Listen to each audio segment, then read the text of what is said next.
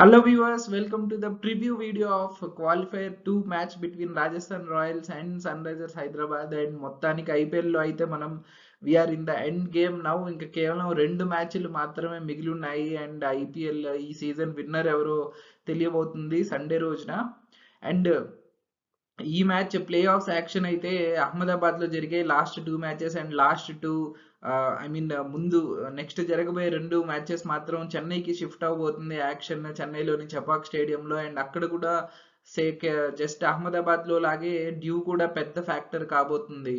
And ఈ match లో ఆడబోయేది 2 teams చాలా మంది ఊహించారు కానీ వాళ్ళు వచ్చిన విధానం అయితే వేరేలాగుంది. చాలా మంది ఏమనుకున్నారంటే ఆర్ఆర్ కేకేఆర్ టాప్ లో ఉంటాయి, సో ఆర్ఆర్ ఓడిపోయి ఎలిమినేటర్కి వస్తుంది అండ్ క్వాలిఫైర్ 2కి వస్తుంది అండ్ ఎస్ఆర్హెచ్ థర్డ్ లో ఉంటుంది.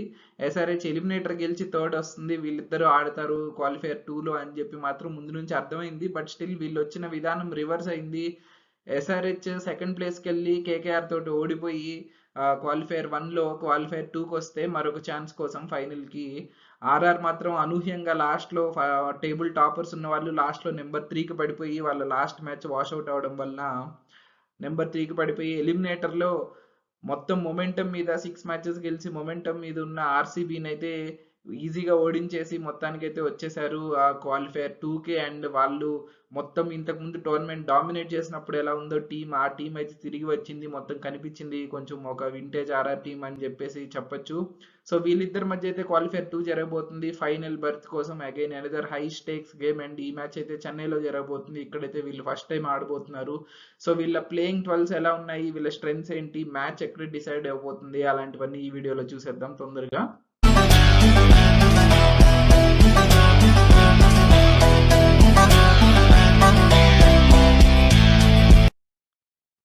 సో ప్లేయింగ్ 12కి వెళ్ళే ముందు ఒక్కసారి హెడ్ టు హెడ్ రికార్డ్స్ చూసేద్దాం ఆర్ఆర్ వర్సెస్ ఎస్ఆర్హెచ్వి. సో ఇప్పటి వరకు ఐపీఎల్లో 19 టైమ్స్ ఆడారు RR and SRH. But head to head record అయితే స్లైట్లీ ఎస్ఆర్హెచ్ వైపు ఉంది. ఆల్మోస్ట్ 50-50, 9 మ్యాచెస్ ఆర్ఆర్ అయితే 10 మ్యాచెస్ ఎస్ఆర్హెచ్ గెలిచింది.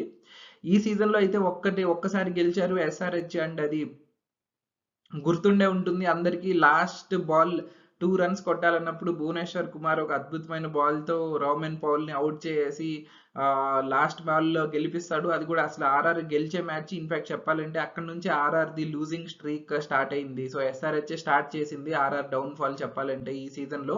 సో అలాంటి ఒక నెయిల్ బైటింగ్ థ్రిల్లర్ మ్యాచ్ జరిగింది వీళ్ళ మధ్యన. అండ్ ఆ మ్యాచ్ అయితే మొత్తం 90% ఆర్ఆర్ డామినేట్ చేసింది వాళ్ళ చేజింగ్ లో. బట్ లాస్ట్ మినిట్ లో మ్యాచ్ ని టర్న్ చేశారు. సో అదైతే కొంచెం కాన్ఫిడెన్స్ బూస్టింగ్ విన్ వాళ్ళకి చెప్పాలంటే. అండ్ ఈ మ్యాచ్ జరగబోతుంది చెన్నైలోని చపాక్ స్టేడియంలో. వీళ్ళిద్దరైతే ఇప్పటి వరకు హెడ్ టు హెడ్ అయితే ఆడలేదు. బట్ ఓవరాల్ రికార్డ్ వీళ్ళకి ఆర్ఆర్ 9 మ్యాచెస్ ఆడితే చెన్నైలో మోస్ట్లీ సిఎస్కేతో ఉంటాయి ఈ మ్యాచెస్ అన్ని, 2 wins and 7 losses. అలాగే ఎస్ఆర్హెచ్ కూడా 9 మ్యాచెస్ ఆడితే 1 win and 8 losses. సో వీళ్ళ రికార్డ్స్ అయితే పెద్దగా లేవు చపాక్లో. బట్ ఇవి దీంట్లో పెద్దగా పట్టించుకోవాల్సిన అవసరం లేదు, ఎందుకంటే అది వాళ్ళ హోమ్ గ్రౌండ్ కాదు, అవే గ్రౌండ్. అండ్ మోస్ట్లీ సిఎస్కేతో ఆడిన మ్యాచ్లు ఉంటాయి ఇవి. సో కాబట్టి సిఎస్కే హోమ్ రికార్డ్ మనకు తెలిసిందే. బట్ ఈదర్ వే వీళ్ళకైతే మంచి రికార్డ్ అయితే లేదు చెన్నైలో. అండ్ రీసెంట్ ఫామ్ మనం చూసినట్లయితే ఆర్ఆర్ చెప్పినట్టు 4 బ్యాక్-టు-బ్యాక్ లాసెస్ తర్వాత ఒక మ్యాచ్ వర్షంతో పోయిన తర్వాత ఎలిమినేటర్లోనే గెలిచారు. మొమెంటం ఇప్పుడే తిరిగి వస్తుంది వాళ్ళకి. మరోవైపు ఎస్ఆర్హెచ్ అయితే లాస్ట్ లీగ్ మ్యాచెస్ 3 మ్యాచెస్లో ఒకటి వర్షంతో పోయినా 2 గెలిచి సెకండ్ ప్లేస్కి సక్సెస్ఫుల్గా వచ్చి మంచి మొమెంటంతో ప్లే ఆఫ్స్కి వచ్చినా కూడా లాస్ట్ మ్యాచ్ కేకేఆర్ ఆల్మోస్ట్ గాలి తీసేసినట్టు చాలా సింపుల్గా కొంచెం ఒక హ్యూమిలియేటింగ్ డిఫీట్ అయితే ఇచ్చారు ఎస్ఆర్హెచ్కి. మరి అది వాళ్ళ కాన్ఫిడెన్స్ని ఎంత మాత్రం దెబ్బతీసి ఉంటుందో చూడాలి. బట్ మొత్తానికైతే లాస్ట్ మ్యాచ్ ఓడిపోయారు కానీ దాని ముందు వరకు మొమెంటం అయితే బాగానే ఉంది ఎస్ఆర్హెచ్కి. సో ఇవన్నీ చూసినట్లయితే ఈ స్టాట్స్ అన్ని స్టాట్స్ ప్రకారం అయితే ఫేవరెట్స్ మాత్రం ఎస్ఆర్హెచ్ కనిపిస్తున్నారు ఆన్ పేపర్ అయితే. సో ఒకసారి ప్లేయింగ్ 12 చూసేద్దాం మనం. సో ఫస్ట్ అయితే టాప్ ఆర్డర్ చూసినట్లయితే ఇద్దరిది నన్ను అడిగితే 9/10 ఇస్తాను నేనైతే. బ్యాలెన్స్డ్గా ఉన్నాయి.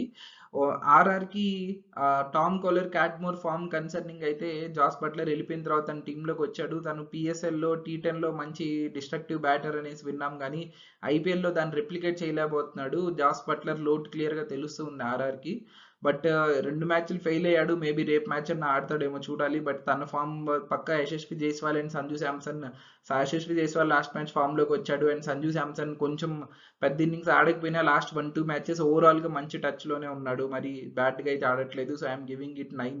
వేరే ఎస్ఆర్హెచ్కి ట్రావిస్ హెడ్ కొంచెం ఫామ్ కొంచెం హెడ్ఏక్గా మారింది. లాస్ట్ 2 మ్యాచెస్ డక్అవుట్స్గా వెనుదిరిగాడు అండ్ ఇది కొంచెం కన్సర్నింగ్గా ఉంది ఎస్ఆర్హెచ్కి. ఎందుకంటే వాళ్ళ స్టార్ట్ మోస్ట్లీ ట్రావిస్ హెడ్ మీదే డిపెండ్ అవుతుంది. అభిషేక్ శర్మ తన పని తను చేస్తున్నా కూడా ఇద్దరు హిట్టింగ్ చేస్తేనే మంచి స్కోర్ వస్తుంది కాబట్టి ట్రావిస్ హెడ్ చాలా క్రూషియల్గా ఉంది. మరి 2 మ్యాచెస్ ఫెయిల్యూర్ తర్వాత థర్డ్ మ్యాచ్ కూడా వస్తాడా ట్రావిస్ హెడ్ ఫామ్లోకి అని చూడాలి. తను ఈజీ డాబ్ అయితే కాదు. ఎందుకంటే అక్కడ ట్రెంట్ బోల్ట్ ఉంటాడు ఫస్ట్ ఓవర్ వేసేది. మరి చూసాం Starc left arm bowler Travis హెడ్ని అయితే ఎలా బౌల్డ్ చేశాడు లాస్ట్ మ్యాచ్లో. సో ఆ వీక్నెస్ ఏదైనా ఉందేమో దాన్ని ట్రెంట్ బోల్ట్ ఎక్స్ప్లాయిట్ చేస్తాడేమో చూడాలి. అండ్ థర్డ్లో వచ్చిన రాహుల్ త్రిపాఠి మొత్తానికి అయితే లాస్ట్ మ్యాచ్ ఆ మాత్రం ఎస్ఆర్హెచ్ స్కోర్ కొట్టిందంటే త్రిపాఠియే రీజన్. వాళ్ళ పరువు కాపాడాడు కొంచెం. తనైతే ఫామ్లో ఉన్నాడు. So overall very good top order. But Travis head ఫామ్లో లేడు. మొత్తానికి 9 అయితే ఇస్తున్నాను. మిడిల్ ఆర్డర్ చూసుకుంటే నన్ను అడిగితే ప్రస్తుతానికి as per current form RR కొంచెం స్ట్రాంగ్గా ఉంది. లాస్ట్ మ్యాచ్ వరకు అయితే ఆర్ఆర్ మిడిల్ ఆర్డర్ చాలా వీక్గా ఉంది. ఎందుకంటే హెట్మైర్ లేడు వాళ్ళకి అండ్ ఆయన ప్లేస్లో వచ్చిన ప్లేయర్స్ ఎవరు టిక్ అవ్వలేదు అండ్ ఫినిషింగ్ చేయలేకపోయారు. బట్ హెట్మైర్ రావడంతో వాళ్ళ మిడిల్ ఆర్డర్ రూపురేఖలన్నీ మారిపోయాయి. మనం లాస్ట్ మ్యాచ్ చూసాం కొంచెం ప్రెషర్ సిచ్యువేషన్ 36 balls 58 runs అలా ఉన్న సిచ్యువేషన్లో రియాన్ పరాగ్ అండ్ హెట్మైర్ ఎలాంటి క్రూషియల్ నాక్ ఆడి ప్రెషర్ మొత్తం తీసేశారు ఆర్ఆర్ మీద ఆర్సీబీతో జరిగిన మ్యాచ్లో. సో కాబట్టి మొత్తం వాళ్ళ మిడిల్ ఆర్డర్ రూపురేఖలన్నీ మారిపోయాయి హెట్మైర్ రావడంతో. ఓన్లీ ధ్రువ్ జురేల్ ఫామ్ కొంచెం కన్సర్నింగ్గా ఉంది. తనైతే లాస్ట్ మ్యాచ్ మంచి టచ్లోనే అనిపించాడు కానీ రన్అట్గా అయిపోయాడు unfortunately. But still overall very very strong middle order. And finishers అయితే 2 వెస్టిండీస్ ఫినిషర్స్ ఉన్నారు. మనకు తెలిసి వెస్టిండీస్ ఫినిషర్స్ ఏ రేంజ్లో డిస్ట్రాక్షన్ చేయగలరు. So I'm giving it 9.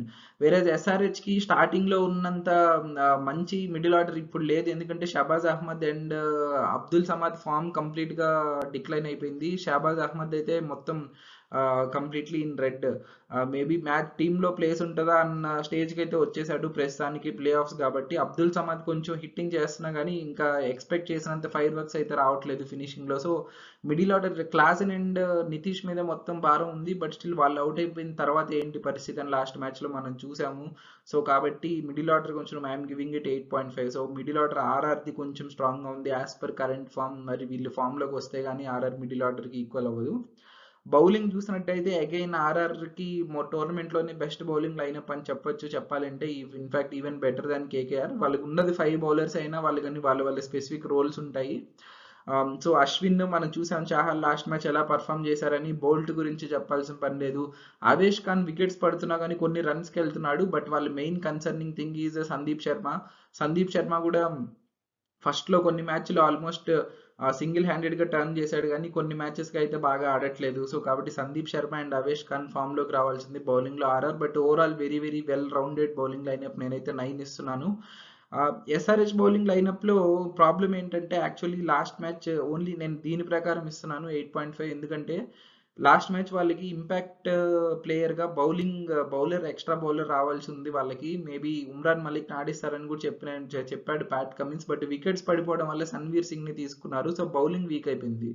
4 ఉన్నారు. మిగతా ఓవర్స్ నితీష్ రెడ్డి కానీ అభిషేక్ శర్మ షాబాజ్ అహ్మద్ వీళ్ళు వేయాల్సి వచ్చింది. సో కాబట్టి 5th బౌలర్ లేడు ఈ లైన్లో. అయితే ఈ లైన్ ప్రకారం 8.5 ఇస్తున్నాను. ఒకవేళ ఉమ్రాన్ మలిక్ కానీ ఎవరైనా కానీ ఉంటే 9 ఇవ్వచ్చు. So SRH bowling lineup is also good equal to RR అనే చెప్పొచ్చు. So SRH is also 9. But I'm as per this I'm giving it 8.5 last match ఆడిన స్క్వాడ్ ప్రకారం. ఎందుకంటే ఒక బౌలర్ తగ్గాడు. సో చేంజెస్ చూసుకుంటే ఆర్ఆర్ అయితే ఏం చేంజెస్ చేసే పరిస్థితి కనిపించట్లేదు.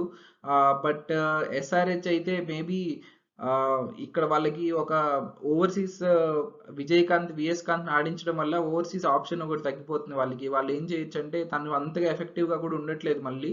అండ్ ఆర్ఆర్ స్పిన్ బాగా ఆడతారు సంజు శాంసన్ రియాన్ పరాగ్. సో కాబట్టి తను అంత ఇంపాక్ట్ చూపించకపోతే తనని మార్కండేతో రిప్లేస్ చేస్తే they can play an extra overseas batsmen ఎవరి ప్లేస్లో అయినా. మేబీ షాబాజ్ అహ్మద్ ప్లేస్లో అయినా సన్వీర్ సింగ్ ప్లేస్లో అయితే ఆడించాలంటే కూడా మార్కో యాన్సన్ని తీసుకురావచ్చు టీంలోకి. తనైతే ఆల్రౌండర్, బౌలింగ్ బ్యాటింగ్ రెండు స్ట్రాంగ్ అవుతాయి. సో నేనైతే సన్వీర్ సింగ్ ఎలాగో అవుట్ అవుతాడు, ఎందుకంటే తను ఇంపాక్ట్ ప్లేయర్గా లాస్ట్ మ్యాచ్ వికెట్స్ పడ్డాయి కాబట్టి వచ్చాడు. అదర్వైజ్ టీంలో ఉండే ఛాన్స్ లేదు తను. అండ్ తనతో పాటు ఒకవేళ విఎస్ కాంత్ని తీసేసినట్లయితే తన బదులు మార్కండేన్ వేసుకుంటే వేరే మార్కో యాన్సన్ని కానీ ఇన్ఫాక్ట్ ఎయిడెన్ మార్క్రమ్ని కూడా టీంలోకి వేసుకోవచ్చు. సో ఎస్ఆర్హెచ్ ఖచ్చితంగా 1 or 2 చేంజెస్ చేస్తుంది అని నేను అనుకుంటున్నాను ఈ మ్యాచ్లో అయితే. మరి చూడాలి. సో ఓవరాల్గా టాప్ రన్ స్కోరర్స్ చూస్తే ఆర్ఆర్కి రియాన్ పరాగ్ సింగిల్ హ్యాండెడ్లీ మోస్తున్నాడు ఆర్ఆర్ బ్యాటింగ్ లైనప్ని. అండ్ సంజు శాంసన్ కూడా ఓవరాల్ 6th ప్లేస్లో ఉన్నాడు రన్ గెటర్స్ లిస్ట్లో ఐపీఎల్లో. రియాన్ పరాగ్ 3rd ప్లేస్లో ఉన్నాడు ఓవరాల్ అన్ని టీమ్స్ కలిపితే. And Travis head I think 4th ప్లేస్లో ఉన్నాడు. సో వీళ్ళు టాప్స్ రన్ స్కోరర్స్ వీళ్ళ టీమ్స్కి. వీళ్ళ మీద అగైన్ డిపెండ్ అవుతుంది team. And top wicket takers are Chahal and Natarajan వీళ్ళ రెస్పెక్టివ్ టీమ్స్కి. సో ఓవరాల్ నా స్కోర్స్ అయితే 27 RR and 26 SRH. RR team కొంచెం స్ట్రాంగ్గా ఉంది బేస్డ్ ఆన్ కరెంట్ ఫామ్. కానీ ఆన్ పేపర్ తీసుకుంటే ఎస్ఆర్హెచ్ స్ట్రాంగ్గా ఉంటుంది, బట్ కరెంట్ ఫామ్ చూసుకుంటే ఆర్ఆర్ఏ స్ట్రాంగ్గా ఉంది. మెయిన్లీ ఇక్కడ మిడిల్ ఆర్డర్లో పాయింట్స్ తగ్గుతున్నాయి ఎస్ఆర్హెచ్కి. అండ్ బౌలింగ్లో ఎక్స్ట్రా బౌలర్ లేరు కాబట్టి మెయిన్లీ సన్వీర్ సింగ్ వల్ల తగ్గుతున్నాయి. సో ఈ లైనప్ ప్రకారం అయితే ఆర్ఆర్ఏ స్ట్రాంగ్ కొంచెం టీం అని చెప్పాలి. మరి ఏమైనా చేంజెస్ చేసి ఇంకా స్ట్రాంగ్ చేసుకునే ఛాన్స్ ఈజీగా ఉంది ఎస్ఆర్హెచ్కి. ఏమైనా చేంజెస్ చేస్తారేమో చూడాలి. మేబీ గ్లెన్ ఫిలిప్స్ని కూడా ఆడించవచ్చు షబాజ్ అహ్మద్ ప్లేస్లో. ఇన్ కేస్ విఎస్ కాంత్ తీసి మార్కండేన్ వేసుకుంటే షబాజ్ అహ్మద్ ప్లేస్లో గ్లెన్ ఫిలిప్స్ని కూడా ఆడించవచ్చు. సో కాబట్టి ఆప్షన్స్ అయితే ఉన్నాయి ఎస్ఆర్హెచ్కి. మరి వాళ్ళు ఏం చేస్తారనేది చూడాలి. సో ఒక్కసారి మ్యాచ్ ఎక్కడ డిసైడ్ అవబోతుంది అనేసి నా దృష్టిలో 4 ఫ్యాక్టర్స్ ఉన్నాయి. అవి వచ్చేసి ఫస్ట్ ఆర్ఆర్ బ్యాటింగ్ చూసుకుంటే క్లియర్లీ శాంసన్ అండ్ పరాగ్ మనం చూస్తున్నాం. నేను చెప్పినట్లు శాంసన్ అయితే 6th ప్లేస్లో ఉన్నాడు ఓవరాల్ రన్ గెటర్లో. రియాన్ పరాగ్ 3rd ప్లేస్లో ఉన్నాడు. రియాన్ పరాగ్ ఆరెంజ్ క్యాప్ రావాలంటే 160 రన్లు కొట్టాలి. సో మేబీ ఒక పెద్ద పర్ఫార్మెన్స్ వస్తే ఈ మ్యాచ్లో 80 రన్స్ 90 రన్స్ అలాంటి పర్ఫార్మెన్స్ వస్తే తను చేసే అవకాశం కూడా ఉంది ఆరెంజ్ క్యాప్ని ఫైనల్లో, ఒకవేళ వాళ్ళు గెలిస్తే. సో అంత మంచి పొజిషన్లో ఉన్నారు వీళ్ళిద్దరూ. సో వీళ్ళిద్దరిలో ఒకరు ఆడినా కూడా వాళ్ళకి మిడిల్ ఆర్డర్ మొత్తం ప్రాబ్లమ్స్ ఉండట్లేదు. సో వీళ్ళిద్దరిని తొందరగా అవుట్ చేయడానికి ఎస్ఆర్హెచ్ ట్రై చేయాలి. సో ఇది వచ్చి ఒక డిసైడింగ్ ఫ్యాక్టర్. సెకండ్ వచ్చి వాళ్ళ ఫినిషింగ్ ఇన్ని రోజులు వాళ్ళు వీక్గా ఉన్నది సడన్గా స్ట్రాంగ్ అయిపోయింది. ఆర్ఆర్ ఫినిషింగ్ ఇంత స్ట్రాంగ్గా ఉందా అనిపించింది లాస్ట్ మ్యాచ్ చూస్తే. ఎందుకంటే అంత ప్రెషర్ సిచ్యువేషన్లో వీళ్ళు కాబట్టి కొట్టారు. వేరే ఎవరన్నా ఖచ్చితంగా ఓడిపోయేవాళ్ళు అని అయితే నాకు అనిపించింది. అసలు ప్రెషర్ తీసుకోకుండా అటాకింగ్ చేస్తూ సింపుల్గా కొట్టేశారు ప్రెషర్ని తీసుకోకుండా వీళ్ళిద్దరైతే మొత్తానికి. So finishing has become very crucial. So స్టార్టింగ్లో అంతా బాగా పర్ఫామ్ చేసినా వీళ్ళు లాస్ట్ 5 ఓవర్స్లో మ్యాచ్ని చేంజ్ చేసేయగలరు. సో ఫినిషింగ్ కూడా మెయిన్లీ T Natarajan and Cummins death overs bowling వేసేటప్పుడు వీళ్ళ మీద చాలా క్రూషియల్గా ఉంటుంది రిజల్ట్. అండ్ దెన్ మనకు తెలుసు ఎస్ఆర్హెచ్ వైపు mainly Travis head and Abhishek Sharma, but వాళ్ళకి ధీటుగా అయితే ట్రెంట్ బోల్డ్ అయితే ఉన్నాడు ఆర్ఆర్ సైడ్ నుంచి. 1 మ్యాన్ ఆర్మీ లాగా. సో మనం చూసాం లాస్ట్ మ్యాచ్లో power play spell 3 overs 6 runs and du Plessis wicket తీశాడు. సో అలాంటి స్పెల్ కనుక రిపీట్ చేస్తే ఎస్ఆర్హెచ్కి అయితే కష్టాలు తప్పవు. బట్ స్టిల్ ఇదైతే మంచి డిసైడింగ్ ఫ్యాక్టర్ కాబోతుంది. వాళ్ళలో ఒకరిని బౌల్ట్ అవుట్ చేసినా కూడా ఎస్ఆర్హెచ్కి బ్రేక్స్ పడినట్టే అని చెప్పాలి.